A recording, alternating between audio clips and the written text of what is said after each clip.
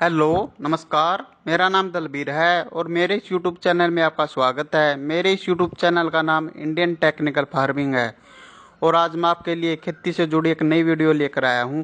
इस वीडियो में आज मैं आपको बताता हूं कि मूंग की वैज्ञानिक खेती कब और कैसे करें, वह बिजाई के समय कौन कौन सी सावधानी रखें जिससे कि बीज का अंकुरण 100% तक हो, जिससे कि हमें कम खर्च व कम समय में ज़्यादा से ज़्यादा फसल की पैदावार प्राप्त हो, जिससे कि हमें एक अच्छी इनकम प्राप्त हो। इस वीडियो में मूंग की बुआई से लेकर कटाई तक व भंडारण तक सभी जानकारी दी जाएगी। इस वीडियो को अंत तक जरूर देखें ताकि आपको खेती से जुड़ी सभी जानकारी प्राप्त हो। अगर आप चैनल पर नए हो तो इस वीडियो को लाइक, शेयर, कमेंट व इंडियन टेक्निकल फार्मिंग चैनल को सब्सक्राइब जरूर करना ताकि अन्य किसानों को खेती से जुड़ी सभी जानकारी प्राप्त हो और आने वाली वीडियो की नोटिफिकेशन आपको मिलती रहे। चलिए वीडियो को स्टार्ट करते हैं। आज हम बात करते हैं मूंगी। मूंग एक दलहनी फसल है। मूंग दलहन फसलों में काफ़ी अहम मानी जाती है। इसकी दाल को छिलके के साथ और बिना छिलके के साथ खाया जाता है। मूंग की दाल के अंदर 25% प्रोटीन और 60% कार्बोहाइड्रेट पाया जाता है। इस कारण ये मनुष्य के लिए बहुत उपयुक्त होती है। मूंग की दाल का रंग हरा होता है। इसकी फलियों को कच्चे रूप में भी खाया जाता है, लेकिन पकने के बाद इसे कई तरह से खाने में इस्तेमाल किया जाता है।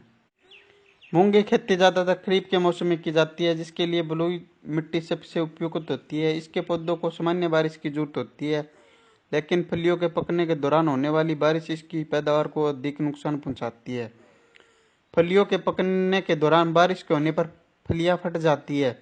मूंग की खेती के लिए जमीन का पीएच मान सामान्य होना चाहिए। अगर आप मूंग की खेती करना चाहते हो तो मूंग की खेती अप्रैल से जुलाई तक इसकी बिजाई की जाती है। मूंग एक दलहनी फसल है जो भूमि पर फैलकर चलती है, जिससे यह भूमि को ढकने का कार्य करती है और जिससे मध्याकर्षण पर भी नियंत्रित होता है। यह एक दलहनी फसल होने के कारण वायुमंडल की नाइट्रोजन को एकत्रित करने का कार्य करती है, जिससे भूमि की उर्वरता शक्ति भी बढ़ जाती है। मूंग की दाल में पाए जाने वाले प्रोटीन उत्तम गुणों वाले होते हैं। इसके दानों का उपयोग दाल के रूप में तथा आटे के रूप में विभिन्न व्यंजनों को बनाने में किया जाता है। मूंग के पौधों को पशुओं के लिए हरे चारे के रूप में भी प्रयोग किया जाता है। इसके हरे पौधों को भूमि में दबाकर हरी खाद भी बनाई जाती है। प्रतिदिन के भोजन में छिलका युक्त तथा छिलका रहित मूंग की दाल का प्रयोग स्वस्थ व रोगी मनुष्य बहुतायत में करते हैं। मूंग की छिलका रहित दाल का प्रयोग नमकीन, चाट व मिठाइयाँ बनाने में किया जाता है। मूंग की हरी फलियों का प्रयोग सब्जियों के रूप में भी किया जाता है। मूंग एक दलहन वर्ग की फसल होने के कारण वायुमंडल से 30 से 40 किलोग्राम नाइट्रोजन भूमि में मिलाती है। मूंग की दाल में उत्तम गुणों वाली लगभग 25% प्रोटीन भी पाई जाती है। मूंग के पौधों में गुणसूत्रों की संख्या 2n = 24 होती है। मूंग का पौधा एक वर्षीय एवं शाकाहारी होता है। मूंग के पौधे की ऊंचाई 80 से 100 सेंटीमीटर तक होती है। इसके पौधे सीधे व ऊंचे बढ़ने वाले होते हैं। इसके पौधों की जड़ों में ग्रंथियां पाई जाती है जो वायुमंडल की नाइट्रोजन को शीतल करने का कार्य करती है। मूंग की खेती वर्षाकालीन, बसंतकालीन व ग्रीष्मकालीन तीनों मौसम में की जाती है। भारत में मूंग की खेती के लिए इन तीनों मौसमों के लिए अनुकूल है। दक्षिण भारत में मूंग की खेती रबी के मौसम में की जाती है। मूंग की फसल के लिए 28 से 30 डिग्री तापमान उपयुक्त रहता है। फूल आने के समय गर्म मौसम व चमकीली धूप लाभदायक रहते हैं। भारत में मूंग की खेती 600 से 1000 मिलीमीटर वार्षिक वर्षा वाले क्षेत्रों में की जा सकती है। अब हम बात करते हैं मूंग की खेती कटाई से भंडारण तक स्टेप्स। नंबर 1, मूंग की खेती के लिए उपयुक्त समय। नंबर 2, मूंग की खेती के लिए खेत का चुनाव। नंबर 3, मूंग की खेती के लिए मिट्टी की जांच। नंबर 4, मूंग की खेती के लिए पानी की जांच। नंबर 5, मूंग की खेती के लिए भूमि। नंबर 6, मूंग की खेती के लिए जलवायु। नंबर 7, मूंग की खेती के लिए खेत की तैयारी। नंबर 8, मूंग की खेती के लिए फसल पद्धति या फसल चक्र। नंबर 9, मूंग की खेती के लिए बीज का चुनाव, बीज की उन्नत किस्में, बीज का उपचार व बीज की मात्रा। नंबर 10, मूंग की बिजाई या फसल की बुआई। नंबर 11, मूंग की बिजाई या फसल की बुआई सिंचित तथा असिंचित क्षेत्रों में। नंबर 12, मूंग की खेती में खरपतवार की रोकथाम। नंबर 13, 30 दिन बाद निराई या गुड़ाई। नंबर 14, मूंग की खेती में 30 दिन बाद सिंचाई या फिर वर्षा। नंबर 15, मूंग की खेती में खाद का उपयोग। नंबर 16, मूंग की खेती में जल का प्रबंधन। नंबर 17, मूंग की खेती में कीट व रोग का प्रबंधन। नंबर 17, मूंग की खेती में मोनो आसाटाप, कॉपर ऑक्सीक्लोराइड इत्यादि का स्प्रे। नंबर 18, मूंग की खेती में सुंडी की रोकथाम। नंबर 19, मूंग की खेती में फूलों के बढ़ाने के लिए टॉनिक।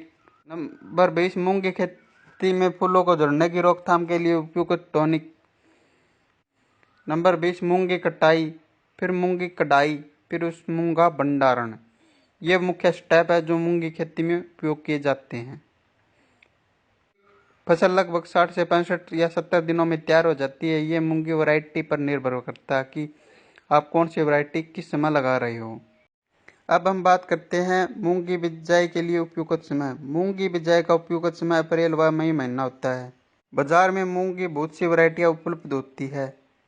ग्रीष्मकालीन मूंग की जातियों की बुआई अप्रैल या मई माह में ही की जा सकती है। यदि बसंत के मौसम में खेत बुआई के लिए उपलब्ध है तो मूंग की फसल की बुआई से पूर्व खेत बुआएंगे तो मूंग की फसल की बुआई फरवरी के अंतिम सप्ताह में कर देनी चाहिए। मूंग की बुआई का सही समय। बसंतकालीन मूंग की फसल की बुआई फरवरी के अंतिम सप्ताह में की जाती है, जबकि ग्रीष्मकालीन फसल अप्रैल माह में ही बोई जाती है। वर्षाधारित क्षेत्रों में यह जून व जुलाई में भी बुआई की जा सकती है। अब हम बात करते हैं मूंग की खेती के लिए खेत का चुनाव। इसके बाद हम मूंग की बिजाई के लिए कम खेत का चुनाव करते हैं। अगर पहले उस खेत में सरसों की बिजाई की थी तो सरसों के फन्नों को रोटावेटर की सहायता से 1-2 बार अच्छी तरह से जुताई कर दे ताकि सरसों के फन्ने अच्छी तरह से मिट्टी में मिल जाए। फिर आप एरो की सहायता से 1-2 बार अच्छी तरह से जुताई कर दे। फिर आप लेजर लेवलर की सहायता से खेत को समतल कर दे ताकि खेत की सिंचाई अच्छी तरीके से हो जाए। मूंग की खेती आप सिंचित तथा असिंचित क्षेत्रों में की जा सकती है। अब हम बात करते हैं मूंग की खेती के लिए मिट्टी की जांच। सबसे पहले अपने खेत की मिट्टी की जांच करवा ले, जिससे हमें यह पता चल जाता है कि मिट्टी में किन किन पोषक तत्वों की कमी है और खेत की मिट्टी किन किन फसलों के लिए उपयुक्त है और इस मिट्टी में कौन कौन सी फसलें उगाई जा सकती है, जैसे गेहूँ, चना, अरहर, सरसों, राया, बरसीन, गन्ना, आलू, मक्का, बाजरा, कपास। मिट्टी की जांच से हमें यह पता चल जाता है कि इसका पीएच मान कितना है। मूंग में संपूर्ण खाद बिजाई के समय ही दे। अब हम बात करते हैं मूंग की खेती के लिए पानी की जांच। अगर आप फसल की बिजाई के लिए नहरी पानी का इस्तेमाल करते हैं तो यह सभी प्रकार की फसलों के लिए अच्छा है और इसमें बीज का अंकुरण 100% तक हो जाता है। अगर आप वर्षा के पानी से फसल की बिजाई करते हैं तो यह सभी प्रकार की फसलों के लिए अच्छा और इसमें बीज का अंकुरण 100% तक हो जाता है।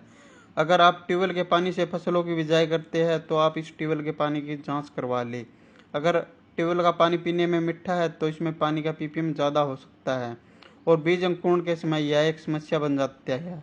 अगर पानी का पीपीएम 1000 से कम है और तो यह सभी प्रकार की फसलों के लिए अच्छा है और इसमें बीज का अंकुरण 100% तक हो जाता है। अगर पानी का पीपीएम 1000 से ज़्यादा है तो इसमें बीज का अंकुरण सही तरीके से नहीं हो पाता है, इसलिए पानी की जांच करवाना बहुत ज़रूरी है। अगर आप मूंग की फसल की ट्यूबवेल के पानी से सिंचाई करते हैं तो उसके ट्यूबवेल के पानी की जांच करवाना बहुत ज़रूरी है, क्योंकि इसका पैदावार पर भी असर पड़ता है, इसलिए आप ट्यूबवेल के पानी की जांच करवाइए। मूंग की खेती के लिए उपयुक्त भूमि। मूंग की फसल के लिए दोमट मिट्टी सबसे उपयुक्त मानी जाती है। बलुई, दोमट व मटियार दोमट भूमियों में मूंग की फसल उगाई जा सकती है। भूमि में जल निकास की उत्तम व्यवस्था होना आवश्यक है। मूंग की खेती के लिए पीएच 7 से 7.5 हो तो इसके लिए उत्तम है।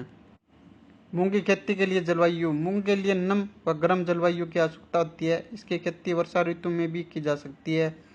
इसकी वृद्धि एवं विकास के लिए 25 से 32 डिग्री तापमान अनुकूल पाया गया है। मूंग के लिए 75 से 90 सेंटीमीटर वार्षिक वर्षा वाले क्षेत्र उपयुक्त पाए गए हैं। पकने के समय साफ मौसम तथा 60% आर्द्रता होना चाहिए। पकाव के समय अधिक वर्षा हानिप्रद होती है। मूंग की खेती के लिए खेत की तैयारी या भूमि की तैयारी। खरीफ की फसल हेतु गहरी जुताई मिट्टी पलटने वाले हल से करनी चाहिए एवं वर्षा प्रारंभ होते ही 2-3 बार देसी हल या कल्टीवेटर से जुताई कर खरपतवार रहित करने के उपरांत खेत में पट्टा लगाकर समतल करें। दीमक से बचाव के लिए क्लोरीफायर्स 1.5% चूर्ण या 20 से 25 किलोग्राम पर हेक्टेयर के मान से खेत की तैयारी के समय मिट्टी में मिलाना चाहिए। ग्रीष्मकालीन मूंग की खेती के लिए रबी फसलों के कटने के तुरंत बाद खेत की तुरंत जुताई कर 5 से 6 दिन तक छोड़कर पलेवा करना चाहिए। पलेवा के बाद 2 से 3 जुताई देसी हल या कल्टीवेटर से पाटा लगाकर खेत को समतल व भुरभुरा बनाए। इससे उसमें नमी संरक्षित हो जाती है एवं बीजों का अंकुरण अच्छी तरीके से हो जाता है। बुआई का समय। खरीफ मूंग की बुआई का उपयुक्त समय जून के अंतिम सप्ताह से जुलाई का प्रथम सप्ताह है एवं ग्रीष्मकालीन फसल को 15 मार्च तक बुआई कर देनी चाहिए। बुआई में विलंब होने पर फूल आते समय तापमान वृद्धि के कारण फलियां कम बनती है अथवा बनती ही नहीं है, जिससे उसकी उपज काफी प्रभावित होती है। मूंग की खेती के लिए फसल पद्धति या फसल चक्कर। मूंग की अच्छी पैदावार प्राप्त करने के लिए मूंग की खेती में फसल चक्कर अपनाना बेहद जरूरी होता है। वर्षाधारित खेती के लिए मूंग, बाजरा और सिंचित क्षेत्रों में मूंग, गेहूं, जीरी, सरसों फसल चक्कर अपनाना चाहिए। सिंचित क्षेत्रों में मूंग की जायद में फसल लेने के लिए धान, गेहूं फसल चक्कर उपयुक्त फसल के रूप में पाई गई है। फसल चक्कर एक ऐसी प्रणाली है जिसमें फसलों को इस क्रम में बोया जाता है जिससे कि मृदा की उर्वरता शक्ति बनी रहे। किसी भी खेत में फसल को अदल बदल कर बोना फसल चक्कर कहलाता है। ऐसा करने से मृदा की उर्वरता शक्ति बनी रहती है और पैदावार अच्छी होती है। किसी खेत से एक निश्चित समय में उसकी मृदा उर्वरता को बनाए रखते हुए उगाई जाने वाली फसलों के क्रम को फसल चक्कर कहते हैं। किसी क्षेत्र की भूमि, जलवायु व अन्य वातावरणीय कारकों के आधार पर विभिन्न फसल चक्कर अपनाए जाते हैं। एक अच्छे फसल चक्र को अपनाकर किसान अपनी भूमि से अधिक आर्थिक लाभ कमा सकता है। फसल चक्कर। 1 वर्षीय फसल चक्कर मक्का, गेहूं। 2 वर्षीय फसल चक्कर ज्वार, बरसीन, धान, चना।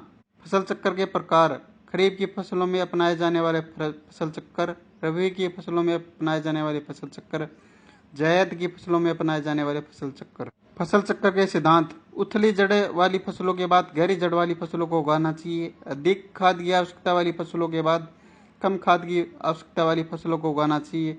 अधिक जल की आवश्यकता वाली फसलों के बाद कम जल की आवश्यकता वाली फसलों को उगाना चाहिए।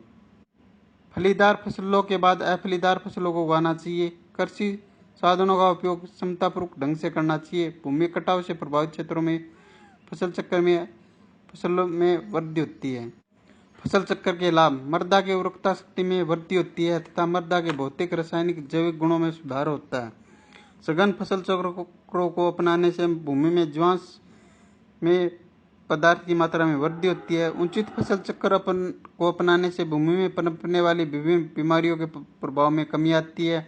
फसल चक्र अपनाने से कीटों तथा खरपतवारों पर भी नियंत्रण होता है। एक उत्तम फसल चक्र प्रति इकाई क्षेत्रफल में अधिक आर्थिक लाभ देता है। एक अच्छे फसल चक्र से उन्हें वर्ष भर लगातार रोजगार उपलब्ध होता रहता है। फसल चक्र में दलहनी फसलों को सम्मिलित करना चाहिए जिससे भूमि में नाइट्रोजन तथा जीवांश पदार्थों की वृद्धि होती है। पशुओं को चारे की आपूर्ति के लिए चारे वाली फसलों को सम्मिलित करना भी आवश्यक होता है। मूंग की खेती के लिए खेत की तैयारी व खाद का उपयोग। अगर आप खेत में गोबर की खाद का इस्तेमाल करते हो तो 8 से 10 ट्रॉली 1 एकड़ के लिए पर्याप्त रहती है। गोबर की खाद को जमीन में अच्छी तरह बिखेर कर जमीन को समतल कर देना चाहिए। अगर आप खेत में रासायनिक खाद का इस्तेमाल करते हो तो 1 एकड़ के लिए 50 किलो DAP पर्याप्त रहती है। DAP को बीज की बुआई के समय ही खाद की बुआई कर देनी चाहिए। सिंचाई, बत्तर जुताई, कल्टीवेटर सुहागा। अगर आप खेत को अच्छी तरह से सिंचाई कर दे, जमीन के बत्तर आते ही एरो की सहायता से 1-2 बार खेत को अच्छी तरह गहरी जुताई कर दे, फिर आप कल्टीवेटर सुहागा की सहायता से जमीन को समतल कर दे, फिर आप इसमें बीज की बुआई कर सकते हो। अब हम बात करते हैं मूंग की खेती के लिए बीज का चुनाव, बीज की किस्म या वैरायटी, बीज का उपचार और बीज की मात्रा। हम अपने खेत में मूंग की बिजाई करते समय ऐसे बीज का चुनाव करते हैं जो कि अपने क्षेत्र या एरिया के हिसाब से ठीक हो। बीज का चुनाव हमें मिट्टी, समय व पानी के अनुसार ही करना होता है क्योंकि दोमट मिट्टी के लिए अलग, रेतीली जमीन के लिए अलग अलग वैरायटी आती है। बीज की वैरायटी। हमें एक ऐसी वैरायटी का चुनाव करना होता है जो हमारे क्षेत्र व जमीन के व पानी के हिसाब से ज़्यादा उत्पादन देती हो। हमें एक ऐसी कंपनी के बीज का चुनाव करना होता है जो कंपनी सरकार के द्वारा रजिस्टर्ड हो, जैसे राशि, US, शक्तिवर्धक इत्यादि। बीज का खरीदते समय हमें बीज का पक्का बिल अवश्य लेना चाहिए जिससे कि बीज के डुप्लीकेट होने के चांस कम हो, जिससे कि हमें एक बढ़िया बीज मिले, जिससे कि उसकी पैदावार अच्छी हो। बीज का उपचार। हम बीमारी की रोकथाम के लिए हम बीज का उपचार करते हैं, जिसे हम FIR भी कहते हैं, जिसे हम फंगिसाइड, इंसेक्टिसाइड व राइजोबियम कल्चर भी कहते हैं। सबसे पहले बीज को फंगिसाइड दवाई से उपचार करते हैं, जिसे हम फंगस की बीमारियों की रोकथाम के लिए करते हैं। फिर हम इंसेक्टिसाइड की बीमारियों की रोकथाम के लिए इंसेक्टिसाइड से उपचार करते हैं। फिर हम राइजोबियम कल्चर से उपचार करते हैं, जो कि हमारी पैदावार बढ़ाने में मदद करता है। बीज की मात्रा। हम मूंग की बिजाई के लिए 1 एकड़ में 4 से 5 किलो बीज की ही बिजाई करते हैं। मूंग की उन्नत किस्में। जानिए विशेषताएं एवं पैदावार। मूंग हमारे देश की महत्वपूर्ण दलहनी फसल है। इसकी अच्छी पैदावार के लिए अपने क्षेत्र की प्रचलित मूंग की उन्नत किस्म का चुनाव करना आवश्यक है। मूंग के उन्नत किस्में राज्यवार। हरियाणा खरीफ की फसल हेतु IPM 23, MH 215, मुस्कान इत्यादि। जायद की फसल हेतु SML 668, पंत मूंग 5 इत्यादि। पंजाब के लिए खरीफ फसल हेतु IPM 23, MH 215, ML 818, ML 613 इत्यादि। जायद की फसल हेतु SML 658, IPM 23, पंत मूंग 5 इत्यादि। पंजाब के लिए खरीफ फसल हेतु IPM 23, MH 215, ML 818, ML 613 इत्यादि। जायद की फसल हेतु SML 658, IPM 23, पंत मूंग 5 इत्यादि। राजस्थान की खरीफ फसल हेतु SML 658, IPM 23, RMG 492, MH 215 इत्यादि। ये खरीफ की फसल के हेतु है। जायद की फसल हेतु SML 668, PDM 139, मेया इत्यादि। इस तरह उत्तर प्रदेश, झारखंड, बिहार, गुजरात, कर्नाटक, महाराष्ट्र, तमिलनाडु, आंध्र प्रदेश की अलग अलग वैरायटी आती है। ये वैरायटी खरीफ की फसल हेतु अलग, जायद की फसल हेतु अलग, गर्मी के मौसम की अलग अलग वैरायटी आती है। अगर आप किसी भी वैरायटी का चयन करें तो आप मौसम व राज्य के अनुसार ही वैरायटी का चुनाव करें। आप वैरायटी का चुनाव खरीफ, जायद व किस फसल हेतु करें, उसके अनुसार ही वैरायटी का चुनाव करें। मूंग की खेती में अगर आप रासायनिक खाद का इस्तेमाल करते हो तो 1 एकड़ के लिए 30 किलो DAP, 20 किलो पोटास व 10 किलो जिंक पर्याप्त रहती है। खाद का इस्तेमाल आप अपनी मिट्टी की जांच के अनुसार भी कर सकते हो। बिजाई। मूंग की बिजाई। अगर आप मशीन की सहायता से खाद व बीज की बुआई एक साथ कर सकते हो। हमें बीज की बिजाई सुबह या शाम के समय ही करनी चाहिए। बिजाई के समय हमें लाइन से लाइन की दूरी 1 फीट व बीज से बीज की दूरी 10 से 12 सेंटीमीटर व बीज की गहराई 8 से 10 सेंटीमीटर रखनी चाहिए। बिजाई के समय बीज गिल्ली मिट्टी में ही डलना चाहिए व इसके ऊपर 5 से 6 सेंटीमीटर जमीन की परत चढ़ जानी चाहिए, जिससे कि बीज का अंकुरण सही तरीके से हो सके। बिजाई के समय भूमि में पर्याप्त मात्रा में नमी होनी चाहिए। मूंग की खेती में अगर आप खरपतवार की रोकथाम का नियंत्रण चाहते हो तो आप बिजाई के तुरंत बाद पेंडामेलिथान 30% EC का छिड़काव कर दे।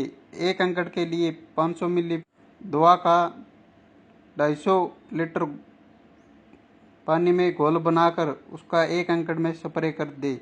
इससे खरपतवारों का जर्मिनेशन नहीं होगा, इसमें खरपतवार नहीं उगेंगे। इस तरह आप खरपतवार की भी रोकथाम कर सकते हो। मूंग की बुआई आप सिंचित तथा असिंचित क्षेत्रों में कर सकते हो। सिंचित क्षेत्रों में आप सिंचाई के बाद आप मूंग की बुआई कर सकते हो। अगर आप असिंचित क्षेत्रों में इसकी बिजाई करते हो तो ये बिजाई वर्षा के बाद ही आप कर सकते हो, जिसे आप बिरानी क्षेत्र भी कहते हो। बिरानी क्षेत्र में बारिश के बाद ही मूंग की बुआई की जाती है। मूंग की फसल में 20 दिन बाद निराई व गुड़ाई। मूंग की फसल की बिजाई के 20 दिन बाद खेत में खरपतवार उगना शुरू हो जाते हैं, जिसे आप कसिये की सहायता से निराई व गुड़ाई कर सकते हो। अगर आप रासायनिक दवाओं से इनका नियंत्रण चाहते हो तो मार्केट में बहुत सी दवाइयाँ उपलब्ध है, जिससे खरपतवारों का नियंत्रण हो जाता है। 20 से 25 दिन बाद मूंग की खेत की सिंचाई। अगर वर्षा नहीं हुई है तो अगर फसल में पानी की जरूरत है तो आप 20 से 25 दिन बाद फसल की आप सिंचाई कर सकते हो। ये सिंचाई आप नहरी पानी या फिर ट्यूबवेल के पानी से कर सकते हो। जल का प्रबंधन। मूंग की खेती में जल का प्रबंधन भी होना बहुत जरूरी है, क्योंकि अगर बारिश ज़्यादा हो जाती है तो खेत में जल भराव हो जाता है, जिसका जल प्रबंधन होना बहुत जरूरी है। अगर बारिश समय पर हो जाती है तो हमें मूंग की खेती में सिंचाई की आवश्यकता नहीं पड़ती है। मूंग की फसल को ग्रीष्म ऋतु में 15 दिन के अंतराल पर सिंचाई की जरूरत होती है। फलियां बनते समय एक हल्की सिंचाई भी जरूर करें। फसल पकने के 15 दिन पहले ही सिंचाई बंद कर दे। बारिश के मौसम में खेत में पानी का भराव न होने दे। मूंग का अधिक उत्पादन लेने के लिए इन बातों का ध्यान रखें। बुआई के लिए किसान केवल प्रमाणित बीजों का ही इस्तेमाल करे। अपने क्षेत्र के मुताबिक ही किस्मों का चयन करे, जिससे नुकसान न हो और अधिक उत्पादन मिले। बुआई सही समय पर करनी चाहिए। अगर किसान देरी से बुआई करते हैं तो इसका सीधा उत्पादन पर असर पड़ता है। बुआई से पहले बीजोपचार जरूर करें, इससे फसल को बीज और मिट्टी जनित बीमारियों से बचाया जा सकता है। मृदा परीक्षण के मुताबिक उर्वरक का इस्तेमाल करें। समय समय पर खरपतवार का नियंत्रण करें। मूंग की खेती में प्रमुख रोग व उनकी रोकथाम। नंबर 1, चितेरी रोग। पीला चितेरी रोग एक विषाणु जनित रोग है, जिसमें पत्तियों पर पीले धब्बे पड़ जाते हैं और बाद में पत्तियां पूरी तरह से पीली पड़ जाती है। यह रोग तेजी से फैलता है। रोकथाम। यह रोग मूंग की फसल में सफेद मक्खी द्वारा फैलता है। ऐसे में इसकी रोकथाम के लिए खेत में आवश्यकता अनुसार ऑक्सीडेमेटान, मेथाइल या डायमेथोट को पानी में घोलकर छिड़क दें। पत्ती रोग। इस रोग में पत्तों पर झुर्रियाँ सी आ जाती है। यह भी एक विषाणु जनित रोग है। इसमें पत्तियां अधिक मोटी और खुरदरी दिखाई देने लगती है। रोकथाम। किसान इस रोग के नियंत्रण के लिए फसल से रोगग्रस्त पौधों को उखाड़ कर जला दे। इसके साथ ही किसान कीटनाशक का भी छिड़काव कर सकते हैं। सरोक्सपोरा पत्तर बूंद की रोग। यह मूंग की फसल में लगने वाला एक खास रोग है। इसके प्रकोप से पैदावार में काफी नुकसान होता है। इसमें पत्तियों पर भूरे गहरे रंग के धब्बे दिखाई देते हैं। रोकथाम। किसान फसल को इस रोग से बचाने के लिए बुआई से पहले कैप्टान या थीरियम कवकनाशी से बीज को जरूर उपचारित करें।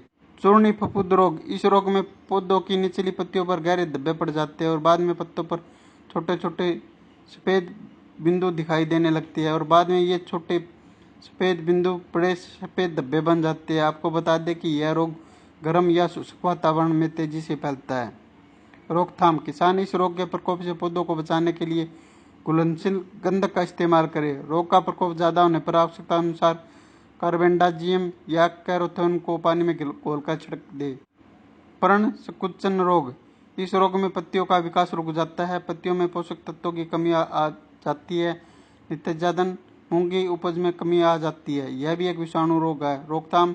किसान इस फसल को बचाने के लिए बीजों को इमिडाक्लोपाइड से उपचारित करें और इसके बाद ही बुआई करें। साथ ही बुआई के लगभग 15 दिन बाद कीटनाशक का छिड़काव कर दें। पीला मैजक रोग। मोजेक रोग में पत्तियां सिकुड़ने लगती है, उनके ऊपर फफोले पड़ने लगते हैं। ऐसे में पौधों का विकास भी रुक जाता है। रोकथाम। किसान अपनी मूंग की फसल को बचाने के लिए प्रमाणित बीज से ही बुआई करे। साथ ही रोग की पौधों को उखाड़ कर जला दे। मूंग की फसल में लगने वाले प्रमुख कीट व इनकी रोकथाम। नंबर 1, थ्रिप्स या रस चूसक कीट। रस चूसक कीट या थ्रिप्स कहलाने वाले कीट मूंग के पौधों का रस चूसकर उन्हें नुकसान पहुंचाते हैं। इसके प्रकोप से पौधे पीले कमजोर हो जाते हैं और उनमें विकार भी आ जाता है। रोकथाम। किसान बुआई से पहले बीज को थायोमेथोक्स 70 WS 2 मिलीमीटर प्रति किलोग्राम बीज के हिसाब से उपचारित करें। आपको बता दें कि थायोमेथोक्स 25 WG 2 मिलीमीटर प्रति लीटर पानी में घोलकर छिड़कने से थ्रिप्स की समस्या से छुटकारा पाया जा सकता है। माहू। फसल में माहू कीट के शिशु और प्रौढ़ पौधों के कोमल तनों, पत्तियों, फूल फल से रस चूसकर उसे कमजोर बना देते हैं।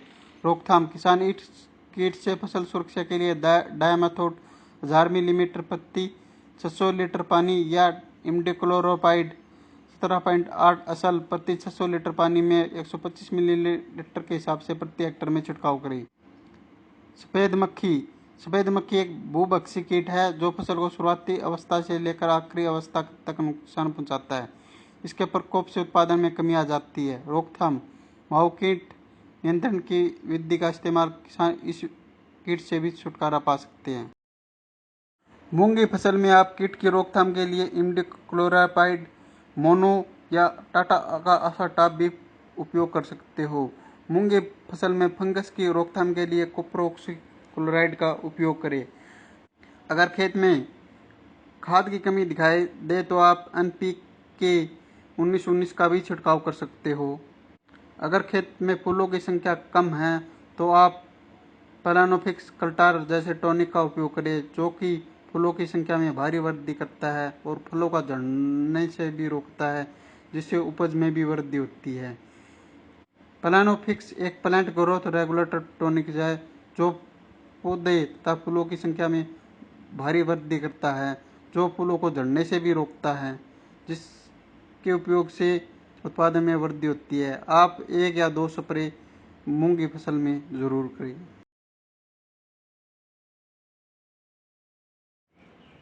मूंग की खेती में सुंडियों की रोकथाम के लिए कोरोजन का ही इस्तेमाल करें। इसके इस्तेमाल करने से मूंग की फलियों में लगभग सभी सुंडियां खत्म हो जाती है, जिससे पैदावार में अच्छी वृद्धि होती है। अगर आप कोरोजन का इस्तेमाल करते हो तो सुंडियों का सफाया हो जाता है।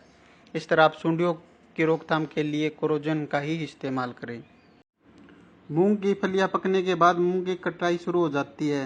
मूंग की कटाई 60 से 65 दिन के बाद शुरू हो जाती है। यह मूंग की वैरायटी पर निर्भर करता है। अगर मूंग की सभी फलियां पकी है तो आप इसकी कटाई कर दें। कटाई होने के बाद आप इसकी बंडल बना दें। फिर आप इसको 4 से 5 दिन धूप में सूखने के लिए छोड़ दें। फिर आप इसकी कढ़ाई कर सकते हो। कढ़ाई करने के बाद मूंग का भंडारण कर दें। अगर आपको ये वीडियो पसंद आई है तो इस वीडियो को ज़्यादा से ज़्यादा लाइक, शेयर, कमेंट